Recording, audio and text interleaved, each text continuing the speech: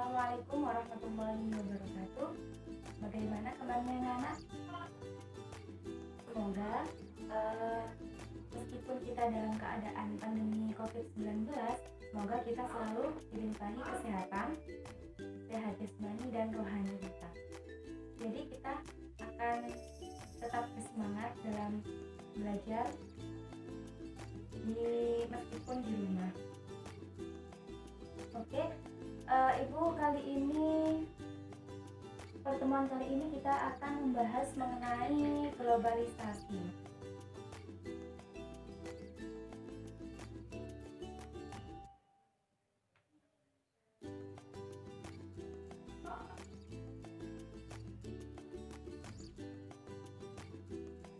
Oke, pertemuan sebelumnya kalian sudah belajar mengenai perubahan sosial dan budaya. Nah, perubahan sosial dan budaya ini sangat berkaitan dengan globalisasi. Seperti yang kalian ketahui bersama, bahwa setiap negara di dunia itu sebenarnya saling membutuhkan antara satu dengan yang lainnya. Misal, satu negara itu kekurangan bahan pangan dan negara lain itu kelebihan bahan pangan. Jadinya suatu negara yang kekurangan bahan pangan itu akan mengimpor bahan pangan dari negara yang kelebihan bahan makanan. Seperti itu. Seperti kita Indonesia ini ketika kekurangan bahan pangan, misal beras, itu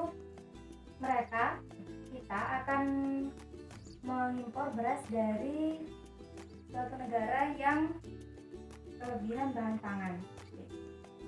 Itu salah satu faktor adanya globalisasi. Lalu, apa itu makna globalisasi?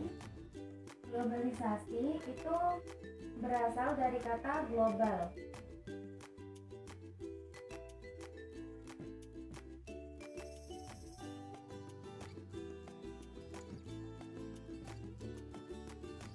Yang berarti universal.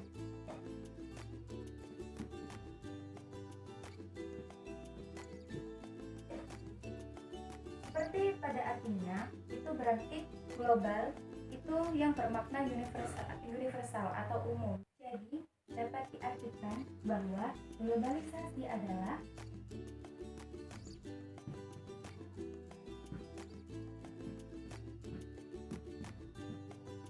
proses integrasi internasional.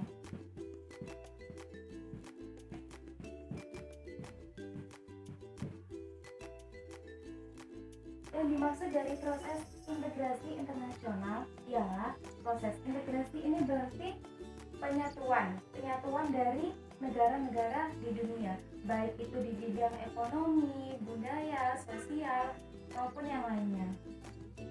Jadi, seiring berjalannya waktu, kita itu semua negara-negara di dunia itu pastilah merasa lebih terbuka pada dunia luar. Jadi mereka itu tidak membatasi lagi baik itu budaya, terus perdagangan, itu mereka itu selalu keterkaitan antara satu dengan yang lainnya. Lalu kita berlanjut pada bentuk-bentuk globalisasi. Bentuk-bentuk globalisasi ini ada membagi bentuk globalisasi menjadi 5 bidang, yaitu yang pertama di bidang budaya.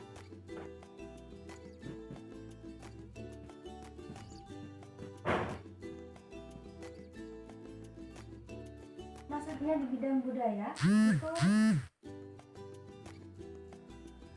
misal kalian itu di Indonesia itu budaya cium tangan ketika mau berangkat sekolah. Itu adalah budaya yang menjadi kebiasaan orang Indonesia. Jadi kalau apa yang dimaksud dengan globalisasi di bidang budaya? Jadi budaya-budaya di dunia itu bisa masuk ke negara kita. Begitupun dengan budaya kita itu bisa masuk ke budaya mereka. Contoh saja itu budaya dunia yang masuk ke negara kita, budaya global yang masuk ke negara kita itu semisal dalam bidang budaya yang bahasa seperti yang kita ketahui bersama bahwa bahasa Inggris adalah bahasa internasional. Itu jadinya setiap warga negara di dunia itu setidaknya bisa mengetahui bahasa Inggris untuk komunikasinya di ranah internasional gitu. Jadi semua orang pastinya kalian di sekolah juga mempelajari mengenai bahasa Inggris. Nah, itu bertujuan untuk memudahkan kita untuk berkomunikasi dengan masyarakat internasional.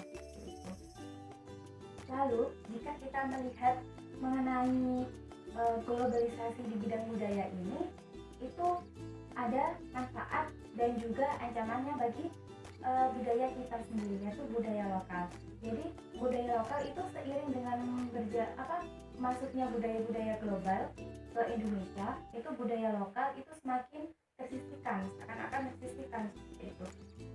Tapi jika kita sebagai penerus bangsa itu berusaha untuk melestarikan budaya lokal, tidak menutup kemungkinan bahwa budaya lokal ini tidak kalah saing dengan budaya global seperti itu. Bahkan sekarang itu kebanyakan ada penyatuan antara budaya global dan budaya lokal yang disebut dengan glokal. Nah, seperti contoh, apakah kalian pernah berkunjung ke kafe-kafe seperti di dekat rumah kalian? Nah, kafe-kafe itu kan budaya global, budaya dari luar itu masuk ke negara kita.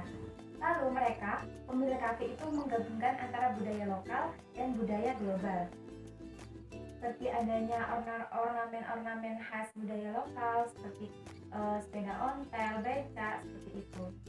Oke, kita lanjut ke bidang selanjutnya, yaitu bidang komunikasi.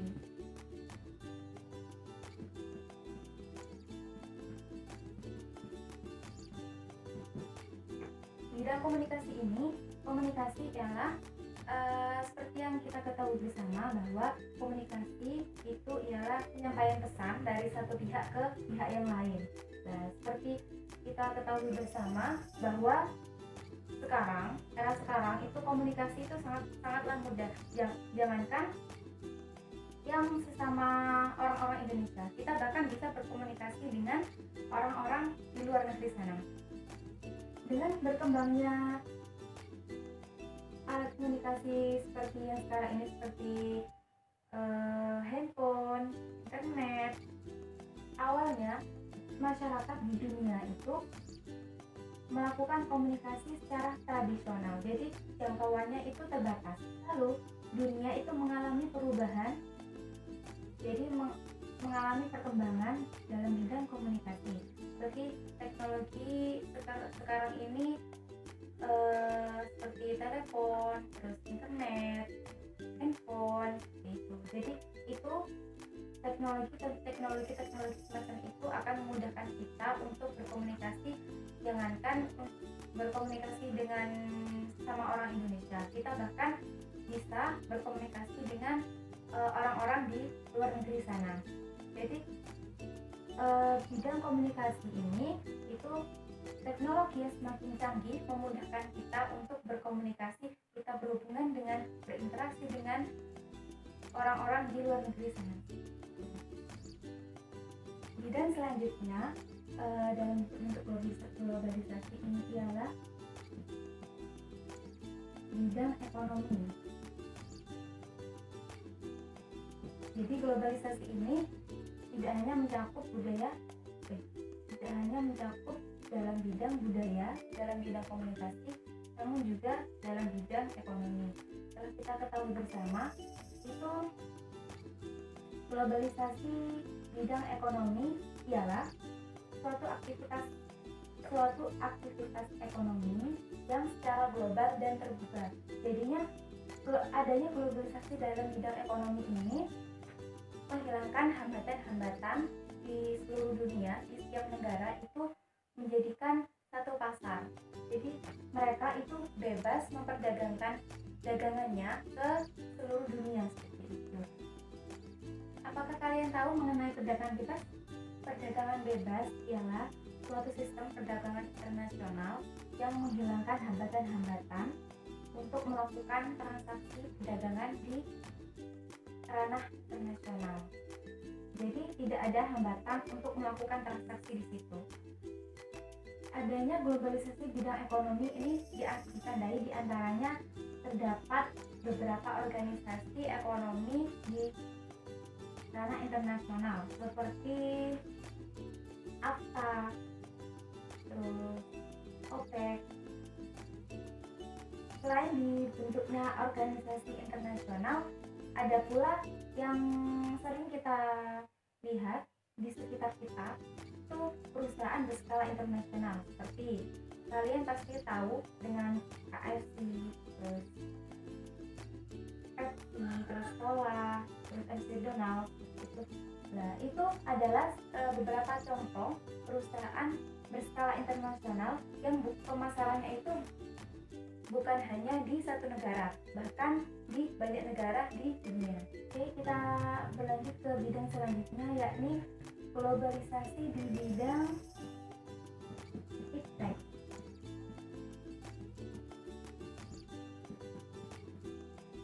Globalisasi bidang iptek atau ilmu pengetahuan dan teknologi ini, seiring berkembangnya zaman, perkembangan iptek itu semakin dirasakan oleh masyarakat di dunia.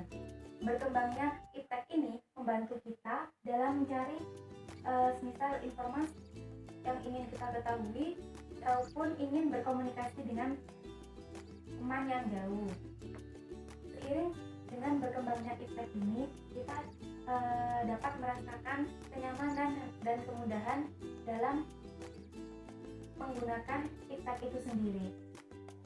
Kita dapat mudah mencari informasi, berkomunikasi, dan lain sebagainya. Bentuk globalisasi selanjutnya yaitu pada bidang transportasi.